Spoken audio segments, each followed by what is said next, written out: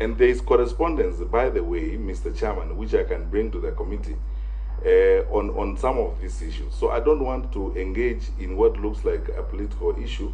As a public servant, I'm required to provide the information I'm asked of the committee. I provided information in writing on the 1st of September. I am prepared to bring further information in writing here in respect of this question, and I do not think it is fair for either me or anyone else to impute improper motive on the part of us public servants. All right, I hear you, CS, but I'm interested to know that last part which you said, that you normally have evidence of request for security, and especially from such senior government officials. I will table, not particularly here because I wasn't prepared to bring it. I didn't know that you'd be asking through this. Not now, yeah, because we are engaging, and I can see we shall engage from now going into the future. Yeah, well, whatever the committee requires of me in terms of sharing information on this particular issue, we will table whatever we have. Because in any case, as I said, this is not private information.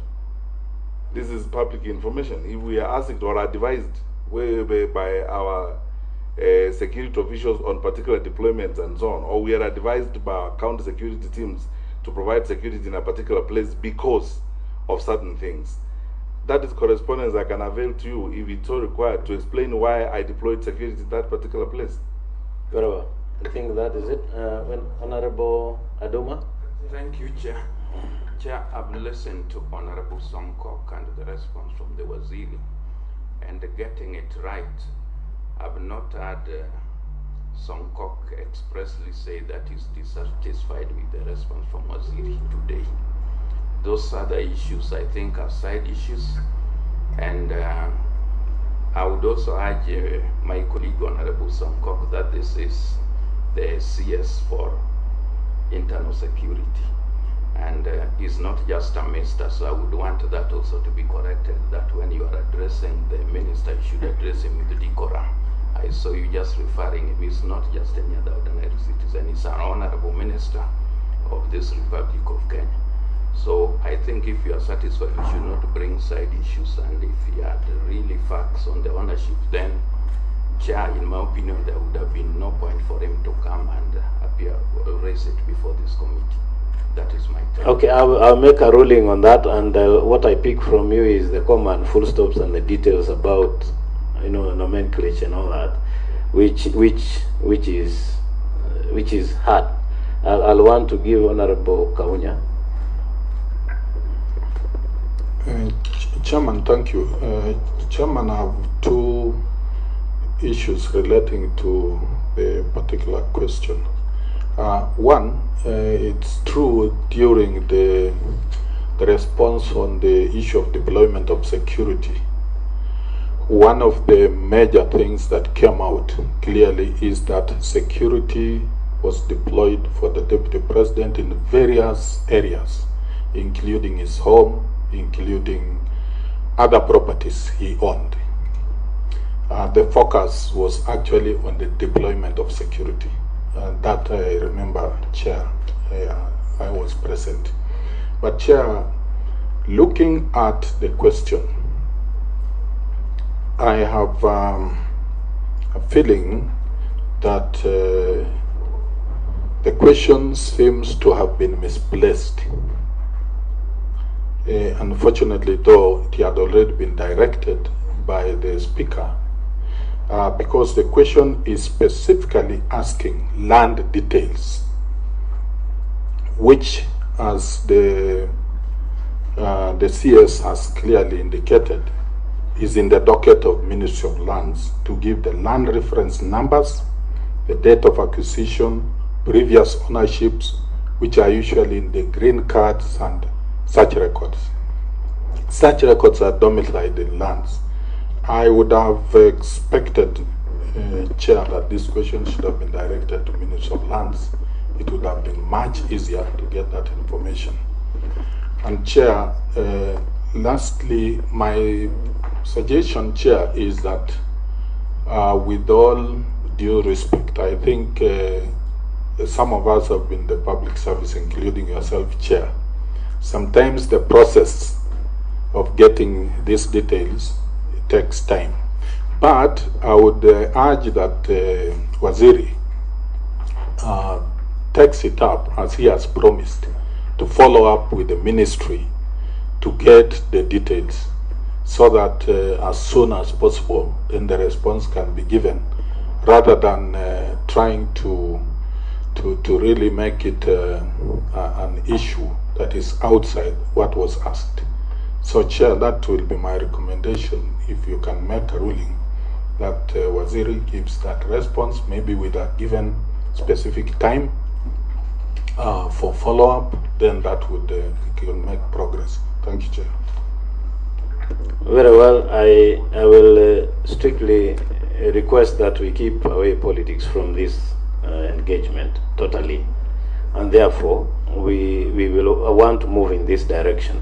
That number one, we will get the PS Minister of Lands, whose letter has been addressed to respond to the question. And I need, because you are coordinating national government, to tell us the timeline for which we shall wait so that we can engage. And you have to engage again on this question, as well as the provision of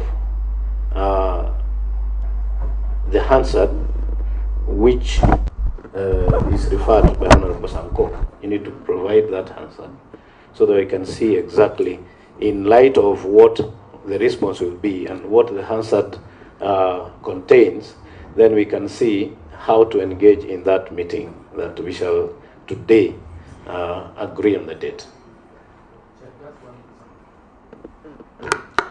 The issue of deployment of security to the properties owned by the Deputy President is totally different from the deployment of security to where the Deputy President visit. Because if we say deployment of security to where the Deputy President visit, then it will take a whole year, because he visit every corner of this country every day. So this one was deployment of security to properties owned by the Deputy President, as claimed by Honorable Dr. Fred Matiangi. And he actually went ahead, and you'll see in the answer that no. Let's do this, Honorable Sankok. Honorable Sankok. Yes. Please. But you know, when you lie, that No. You're now using unparliamentary language.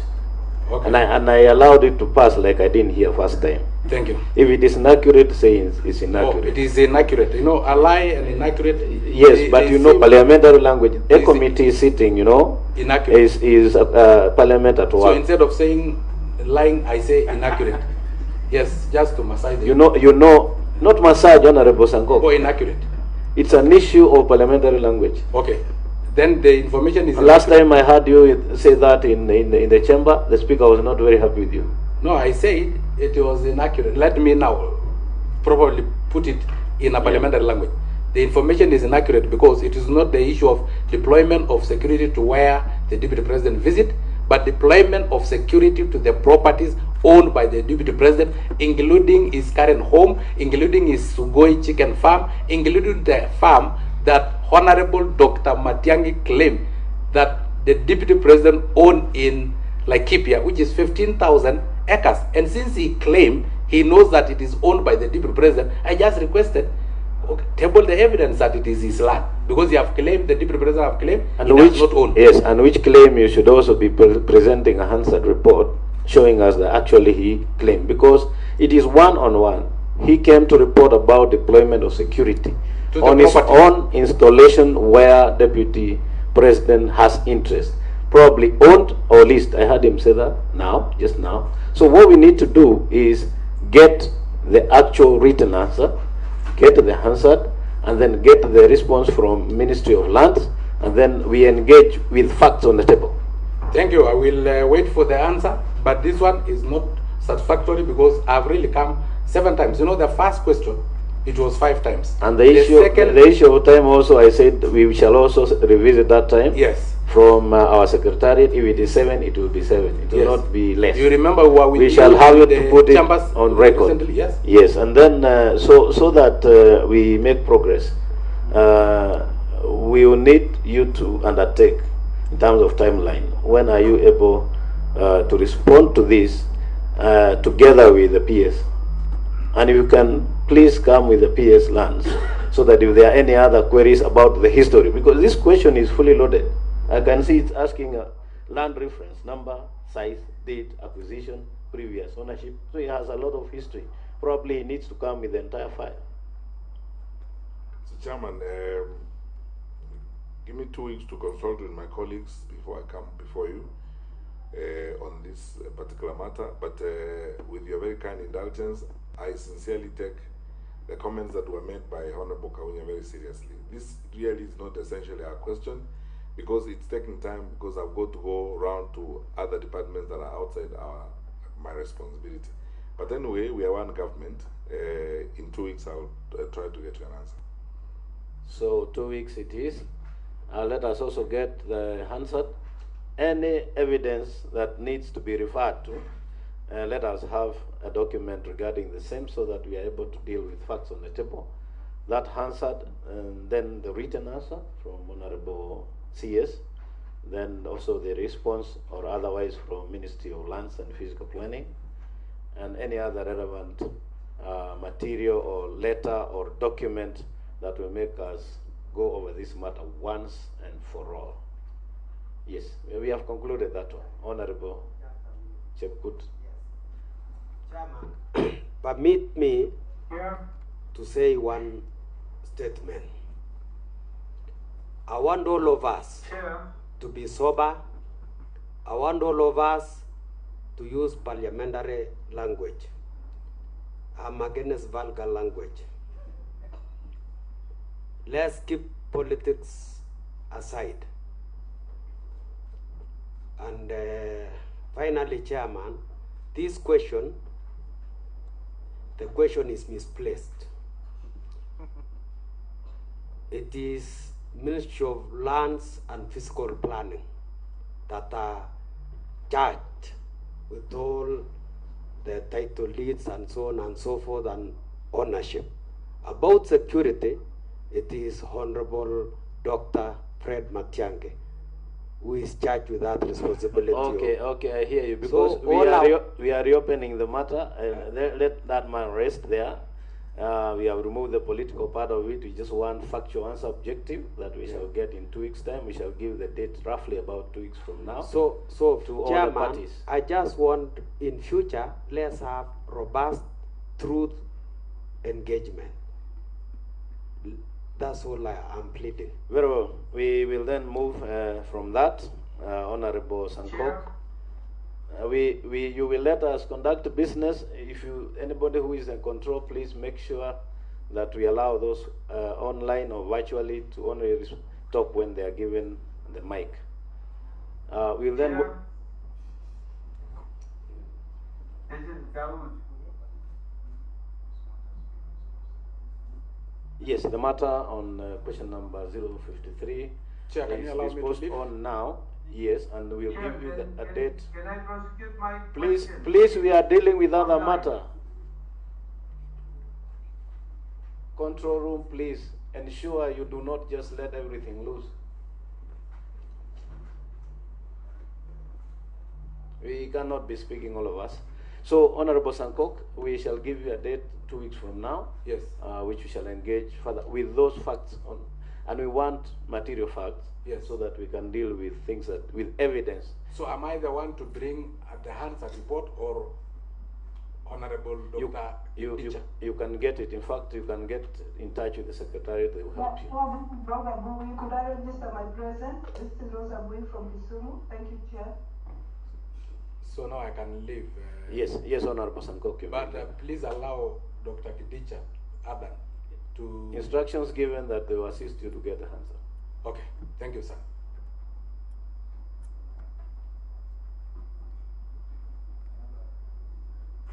Chair, Honorable Dawood.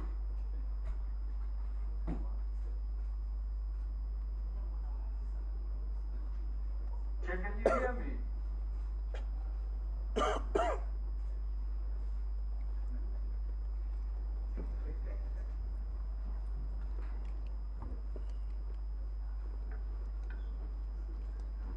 Have you muted that? Chair, can you hear me? You will either need to mute or get out. You commit. you have to quit. You have to quit that meeting, or you mute, please. And that needs to be done. Otherwise, we waste time listening to people who are not invited to speak. We will go to question number 074, which is by Honorable Geoffrey Otsotsi, and I'll ask Honorable Otsotsi to please proceed and ask the question as it is. Thank you, Chair, and thank you, Honorable CS.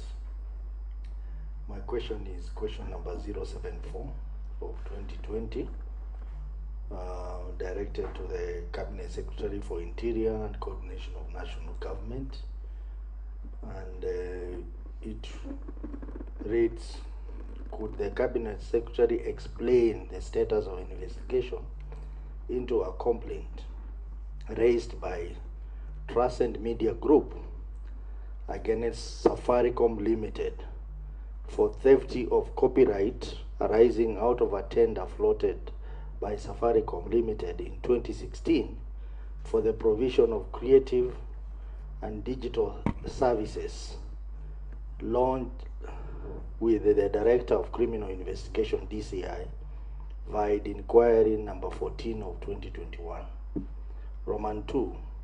Could the Cabinet Secretary further explain why DCI is unable to enforce its own summons against Safaricom Limited as contained in its letters dated 29th June 2021 and 15th July 2021? Roman 3.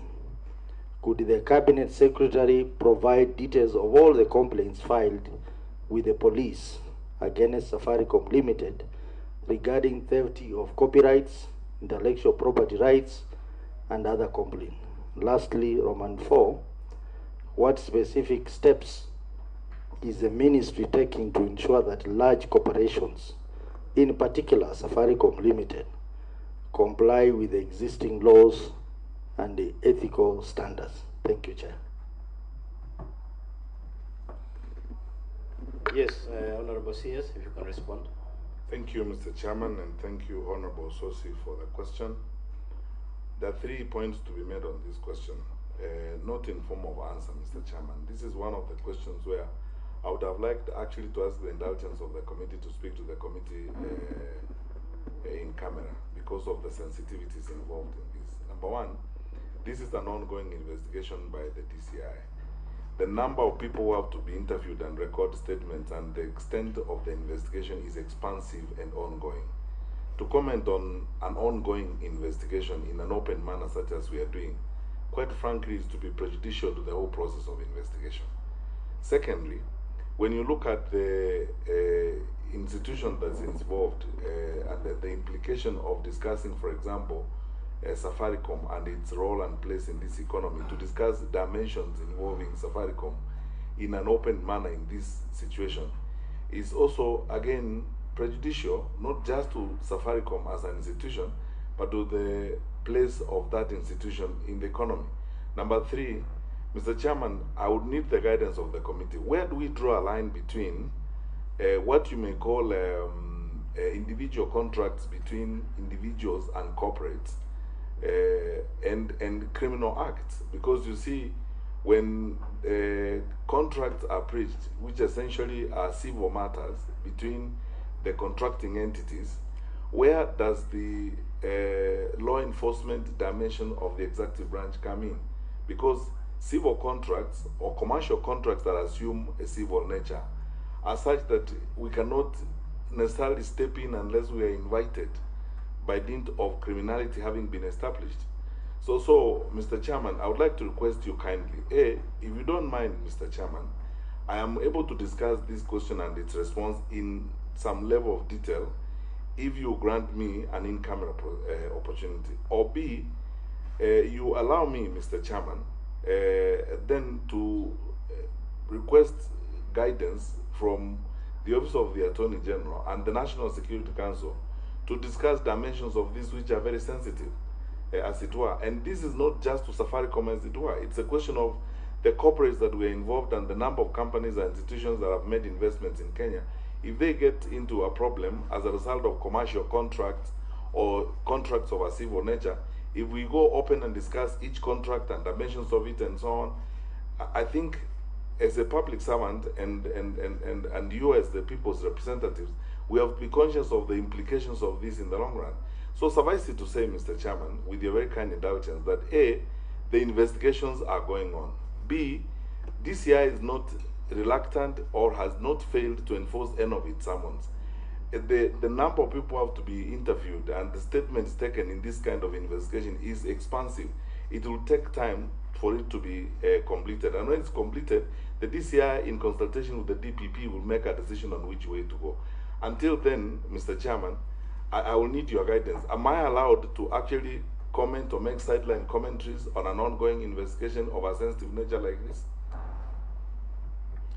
Now, three things arise. One, the fact that this investigation from DCI, which the question is speaking to, in terms of what is the status and which DCI rightfully falls under your docket, and that gives it then live in terms of being before this committee.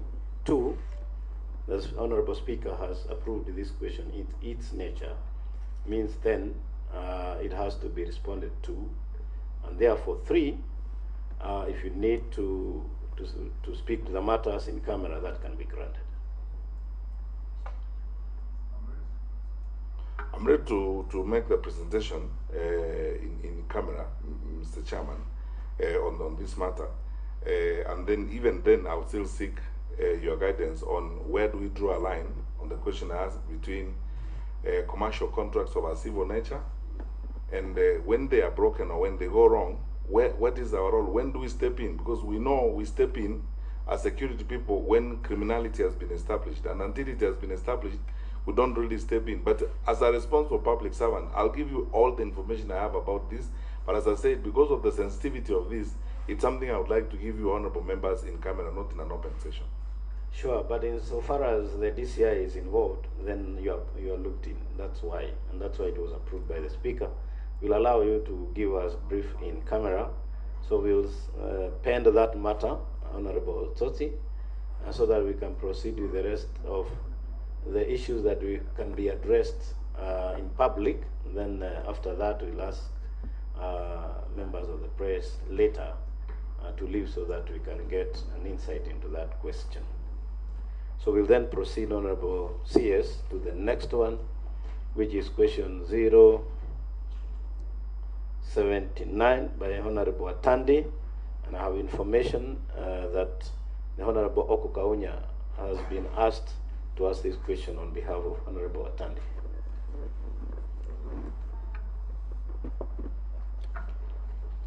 Thank you very much, Chairman. Chairman, I will proceed to ask question number 079 of 2022 by the member for Alego Songa, Honorable Samuel Atandi, to the Cabinet Secretary for Interior and Coordination of National Government.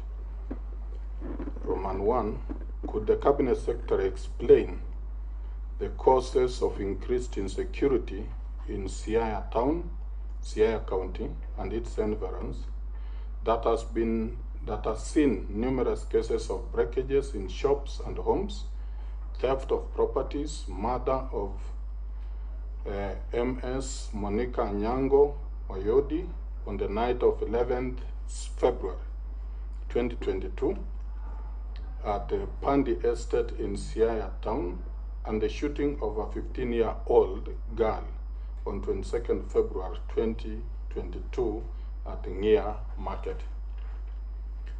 Roman 2, could the Cabinet Secretary state whether any investigations have been carried out into these cases of insecurity, and if so, what is the status of the investigations, and have any culprits been apprehended? Roman 3, what measures has the ministry, particularly the security personnel in Siaya County, put in place to curb the insecurity in the said area? Thank you, Chair. Honorable CS. Thank you, Mr. Chairman, and thank you, Honorable Kaunya. Mr. Chairman, I have slightly departed from tradition on this particular question, and you notice that recently that's what I would like to do when I come before the committee. Namely, in addition to just answering the question, I provide lengthy, detailed information so that the committee can be properly informed, because I may make statements that the committee can very easily doubt if I don't back it with evidence, as it were. It is true that there have been cases of insecurity generally in Siaya, but it is not true that the cases have increased. If you look at the addendum to the question I have provided, I have gone to great lengths, Mr. Chairman, to document the reports we have of cases of insecurity in Siaya over a period of time. What you notice immediately is a very steady decline in the number of cases reported in Siaya over a period of time. When you look at the cases that were reported from the year 2020, in fact, I've started in 2019, 2020, 2021, and up to now, the number of cases we have.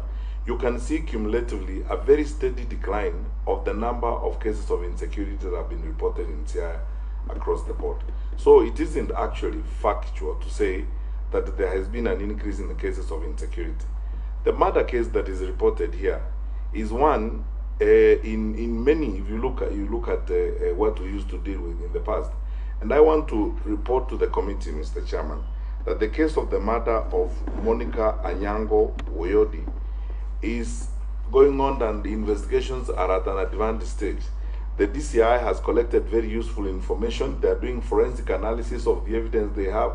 They think they are within a shooting distance of the possible culprits in this particular matter. I would not like to go beyond there. The cases that have been raised by the Honorable Member of Parliament, I have explained what the investigations have been done and what the investigations have shown. We have areas where we have people who are undergoing prosecution. Mr. Chairman, you will notice in my answer that I have meticulously documented each one of these cases and each one of the reports that have been received by the police and the actions that have been taken in this respect.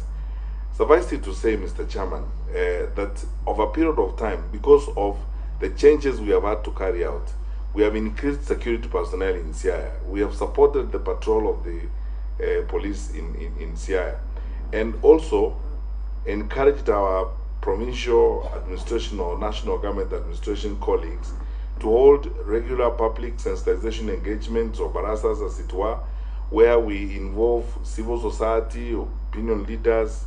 We have increased our engagement with community leaders in Siaya, and as it were, we have even introduced a hotline at the sub-county police headquarters, which we have provided to members of the public, 0783356123, and through these reports are being made, every so often to the police, and I can confirm to the committee, Mr. Chairman, without a doubt, that the cases of insecurity have drastically reduced.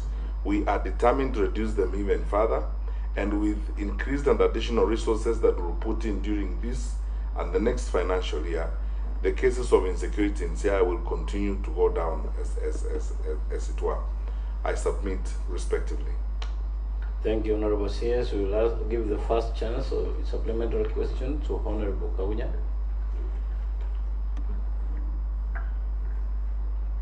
Thank you, Chair. Chair, I think the response I will hand over to the member, and I see it's fairly elaborate. Chair, thanks. Anybody else who is interested in that matter? Okay, I want to thank you, Honorable CS, for that answer, including the annexed report on the crime prevalence rate per year, which indeed speaks to the fact that it's going down steadily. So that is concluded, and therefore we'll move to the next business.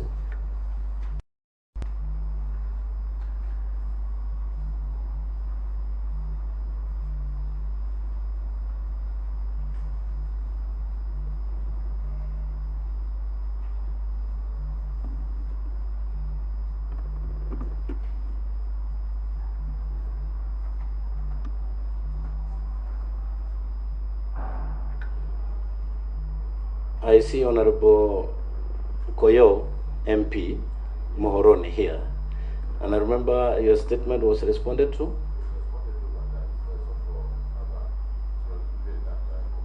If you can do that on Hansard.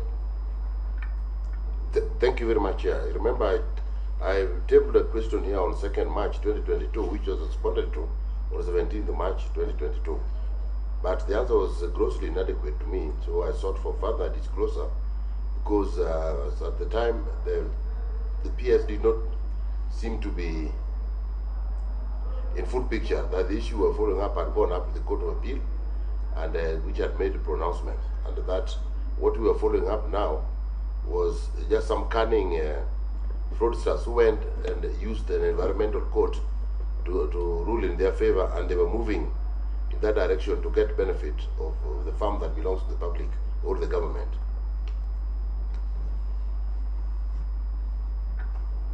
All right, this was a request for statement. For statement. Yes, regarding Miwani Sugar Company land, Miwani Sugar Company land, estate land that belongs to public land, but was being claimed to have been bought by some company called Crossley. And Crossley does, you cannot trace them anywhere. You don't know the office, you don't know who are the directors. When it is the benefit, they have the farm. When the police are seeking for them, they are suspected to be fraudsters. It's an international company that is offshore, and the directors are not known. So the case had been taken up to Court of Appeal, sometimes 207, 208, and directors, those who are involved, were put in, and there have been criminal cases going on as the civil one also goes side by side. But sometimes recently they went through an environmental court and got an order saying that the land is theirs, and without serving the receiver managers with ample notice, they came to seize the land and belongings of Miwani Sugar Estate. And the public, from my cause, reacted, and this caused mayhem. I think nearly 10 people were killed. And I thought, but during this mayhem, the provincial administration did not come up. Everybody, we sought his intervention. My DCC was nowhere to be seen. The county commissioner was in Nairobi. The regional coordinator, when I got him, he was not aware, but later on he said they were acting.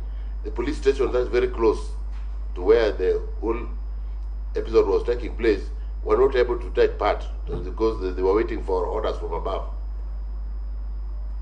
Very well. I know this. There was a response to that statement, Honorable CS, and the Honorable Member was not satisfied, and we asked that we shall engage in future. He brought out some of those issues or facts, like he's stating, in terms of who were injected from the property, the reasons behind it, how the court, I don't know, there was a high court decision, and then a lower court overturned a higher court decision. So that's something that needed to be checked on. I think PS was there on that day. So I don't know whether you assist of that matter, you're briefed properly.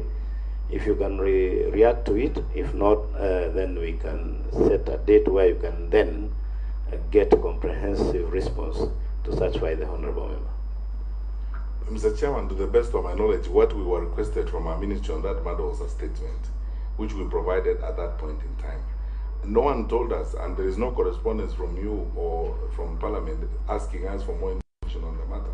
If there were those correspondence, we would have responded to the issue as it were. The issues that the Honourable Member of Parliament is raising, I mean, with tremendous respect, are now new to me because they're coming up at this particular time. The only point I can make at this point is that, Mr. Chairman, we dealt with the issue of Miwani as a security issue before ourselves as the ministry, and I think we stemmed the crisis that was there. Police are investigating certain dimensions leading to the death of some people who died in that particular episode. That's all I can say at the moment. If clarification is sought in a formal way, as always, Mr. Chairman, we are dutiful enough to give whatever information will be required to give. Well, I know you may not have been there personally, but the office, and when I say that, I speak to the PS. The PS was there. It was an undertaking that you would get more information in regard to the issue of court case and how those I don't know whether there are 10 or people were killed. You know, he's saying 10, but we needed facts. So I think what we will do going forward, since there was an undertaking and it was not, that information was not contained in the letter, probably you're not prepared, we will then put it in terms of what he asked from the Hansard, because it was on Hansard, and then in our next engagement you can come with the responses to those. No problem, Mr. Chairman. I'm looking through the letter and trying to figure out whether there is anything else. Yes, I've seen that. And it's not in there. That is why I said we need to give you some time so that we can bring out the issues that were raised, and then you can prepare when we're meeting next. Much obliged, Mr. Chairman. Yeah. So, Honorable Koyo, Thank you. You will let the Secretary do that for you. Please. Thank you.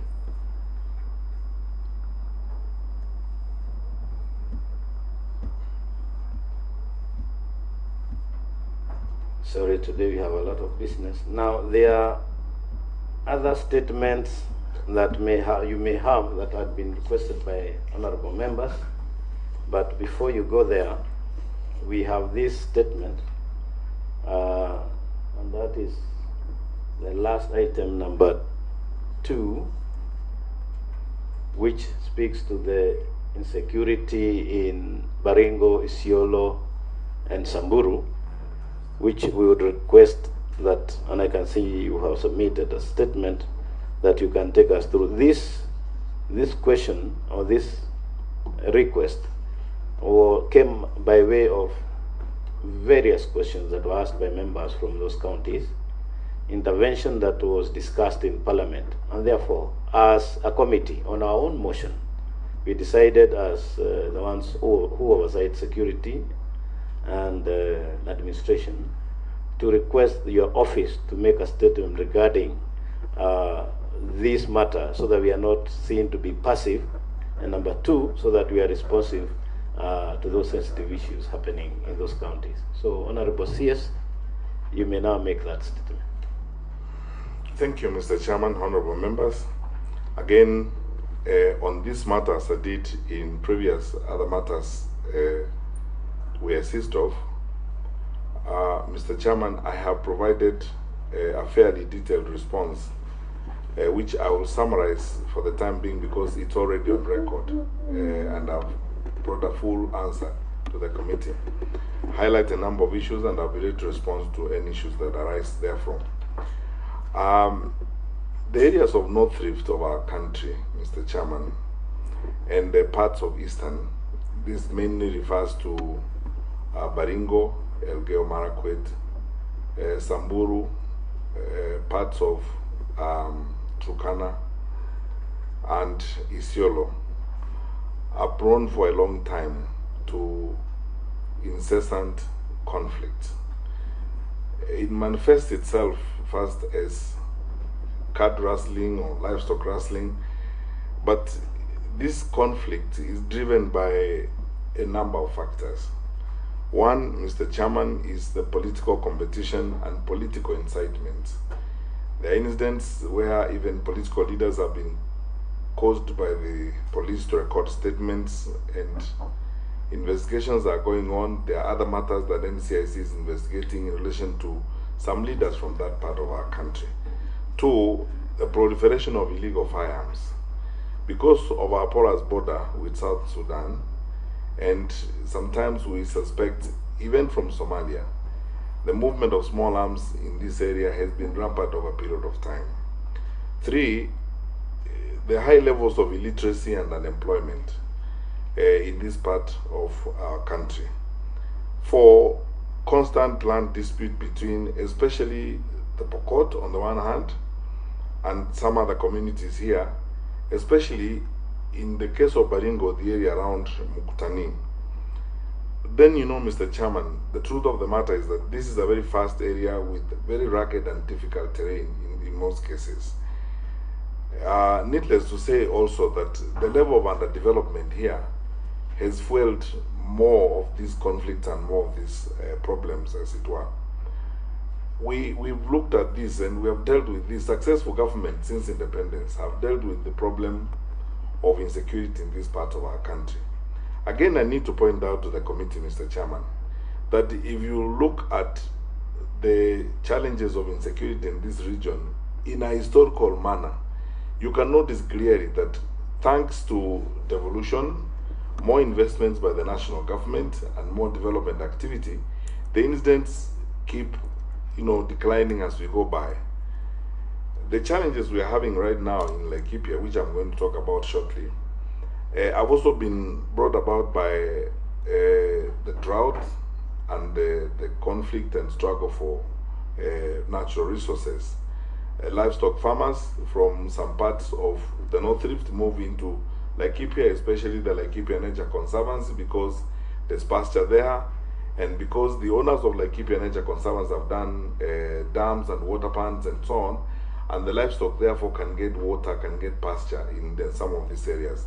So when you have livestock farmers moving from, or herders moving from Samburu and moving from Baringo into the LNC, for example, chances of conflict are real, because alongside their movement, they also encounter farmers, and on the periphery of the LNC, for example, there are also Kenyans engaged in other economic activities that they come into conflict with. Over the years, this influx of illegal firearms amongst these warring communities has caused a strain on the resources that we have as police. I've often pointed out, Mr. Chairman, and I think for the benefit of this committee, because you are our security committee, close to about 25% of our policing resources in the country are spent virtually on that belt of our country. We have kept increasing numbers of our police officers, and now we have come to a point where we are embedding specially trained teams. These teams are very few in the police service because we want to use them for specific duties. But because of the escalation and the challenges we have seen, especially in Laikipia, it has forced us to embed some of these special teams to deal with the, particularly the Pokot warriors who are in there, who have exhibited banditry habits or banditry activities as they keep attacking those who live in the environs of the Laikipia Nature Conservancy.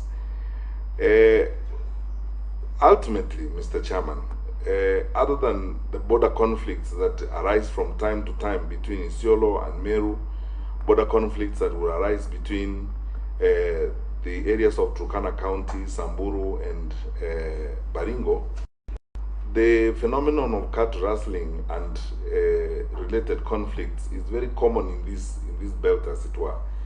What is important now, because this is a problem that has been with us since independence and it has existed over the years, is what the government is doing and what the government would like to do to stamp this out for a long time. As I pointed out, that we have continued to invest heavily in this part of our country. Invest in the sense that we are putting in more resources, we are building new capacities in this area. Just recently, as a result of the recent conflicts, Mr. Chairman, the National Security Council decided that we would ask the KDF to help do water bans and to provide water and such resources to the communities in that area. And a number of activities have been done. We have the proposed Ayen Dam, the Chesitate water pan, and the proposed Chesitate 2 water pan that is being done and supported by the KDF. Because this way then we are able to provide livelihoods and support to the livestock herders who live in these particular areas. Again, if you looked at the problem we are dealing with historically, you will notice that counties like West Pokot, which also used to experience some of these challenges, have been able to almost fully get out of this phase or this type of conflict as a result of the investments and the collaboration that has been done between the county government of West Pokot and the national government in building more schools, building more facilities where the youth and members of the population who could engage in meaningful economic activity are involved in. We hope that as we go forward, what will help this place is not more soldiers or more police officers and more equipment. It is administering the place more responsibly, we have created and operationalized over 50 new administrative units in this belt, as it were, to provide administration and security resources closer to the population. We have put in additional resources in terms of security personnel.